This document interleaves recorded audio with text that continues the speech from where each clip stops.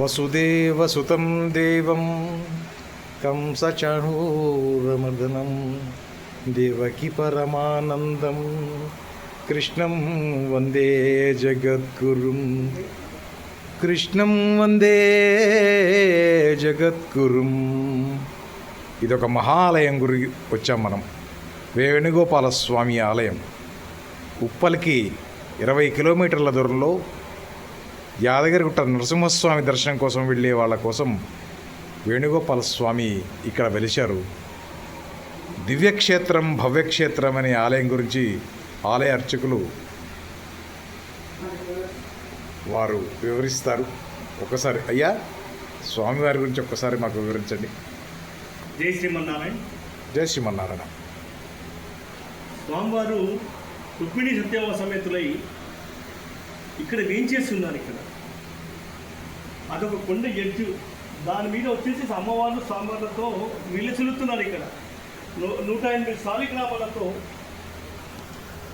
ఆనంద రూపంలో ఉంటూ ఆనంద భంగిమలో ఉంటూ మనకు కనబడుతున్నారు స్వామివారు. ఇక్కడ కాకతీయ కాలంలో కట్టించి వదిలేసిన దేవాలయం ఇది. 600 సంవత్సరాల పూర్వంలో స్వామివారు ముందే వెలిచుంటే కాకతీయులు చూసి ఈ గుడి కట్టించేసి వాళ్ళ కార్యకలాపాలు కలిసిపోయినారు కాబట్టి ఇది మట్టి దిబ్బలాగా ఏర్పడింది మొత్తం. అప్పుడు ఇంకా ఎవరికి గుడి ఉన్నట్టు తెలీదు. తదనంతరం తురకోడ కాలం వచ్చింది. అక్కన్నమాత నిద్ర మహామంత్రులు రామాస్ మినమామలు వాళ్ళు వచ్చేసి ఈ గుట్ట కింద విడిది చేసి ఎదురుగా భువనేని కూడా కనబడుతుంటుంది. అక్కడికి వచ్చేసి ట్యాక్స్ తీసుకుంటాను రావాలి వాళ్ళు సామంతరాజులు కాబట్టి. ఆ ట్యాక్స్ తీసుకొని మళ్ళీ వచ్చి గుట్ట కింద విడిది చేసి ఇక్కడి నుంచి హైదరాబాద్ వచ్చారు.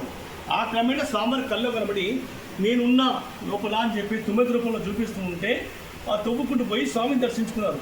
బయట ప్రచారానికి ఉంచారు కాబట్టి వాళ్ళ పేరు మీద అక్కన్నమాదన గుళ్ళు అయినాయన్నమాట ఇక్కడ. అందుకే ఇక్కడ రావడం దుర్లభం. వస్తే రాబోయే కాలంలో జరగబోతుంది మంచికి అని చెప్పడానికి ఆ మంగళాకారుడు ఆన్సర్. సంతాన వేణుగోపాల స్వామి సంతానం లేని వాళ్ళకి సంతానం ప్రసాదిస్తాడు స్వామి ఇక్కడ. అది నిజం. స్వామివారి పాదాలకి మట్టి ఉంటుందనే ప్రశస్తి ఉన్నది ఇక్కడ. దాని గురించి ఏమైనా వివరిస్తారా స్వామి? ఉదయం రోజు ఎర్లీ మార్నింగ్ బయటకు వచ్చేసి 2 గంటలకు మిడ్-నైట్ 2 గంటలకు బయటకు వచ్చి నగర సంచారం చేసి మళ్ళీ వచ్చిన పడతారు స్వామి ఇక్కడ. మనం పొద్దున ప్రాతకాలంలో తెలిసినప్పుడు ఇవన్నీ చెడిపోయి ఉంటాయి. చీరలు ఇవన్నీ కూడా జరిగిపోయి ఎక్కడ పిచ్చి ఉంటాయి అన్నమాట. వాటి సర్ది మళ్ళీ మీలాంటి వాళ్ళు ఎవరు వచ్చినా సరే ఒక 6 మందికి పెట్టుకోవచ్చు. మనం ఆ ధూళి పాదం మీ ముందర ముట్టుకుంటే ధూళి అంటుకుంటుంది. ఆ ధూళి మెత్తుగా పెట్టి మీ స్పర్శకి ఇస్తాం కూడా. అంటే ఇక్కడ సాక్షాత్తు స్వామి గెలిచి ఉన్నాడని చెప్పడం నిజం. అది అందుకే చెప్తున్నమాట. ఒకసారి ఆస్వాదించి చూడండి, తర్వాత మీకు అర్థమైతే నేను చెప్పింది నిజమా. ఏ కోరికున్నా ఎంత జటిలమైన సమస్యలు వచ్చినా సరే దూరిపించేలా గెలుపుతుంది. అలాంటి స్వామి ఇక్కడ ఏం చేస్తున్నారు. చాలా ధన్యవాదాలు అయ్యా. కృష్ణం వందే జగద్గురుం జయ కృష్ణం వందే జగద్గురుం. ఈ ఆలయాన్ని సందర్శించండి, మీ యొక్క కోరికలు తీర్చుకోండి. ఇది హైదరాబాద్ పట్టణానికి అత్యంత సమీపంలో ఉన్నటువంటి యాదగిరిగుట్ట నృసింహస్వామి వెళ్ళే దారిలోనే ఉన్నది. మీరు దర్శనం చేసుకోండి. ఇక్కడ అర్చకులు కూడా మనకు కావాల్సిన పూజా సామాగ్రి అందిస్తారు, పూజా విధానం తెలియజేస్తారు. మనకు కావాల్సిన కోరికలు కూడా ఏ విధంగా తీరాలో కూడా ఈ అర్చక స్వామి చెబుతారు. ఆలయం దర్శించండి, ఆలయ అర్చకుల వారి సలహాలు పొందండి. గోవిందా గోవిందా.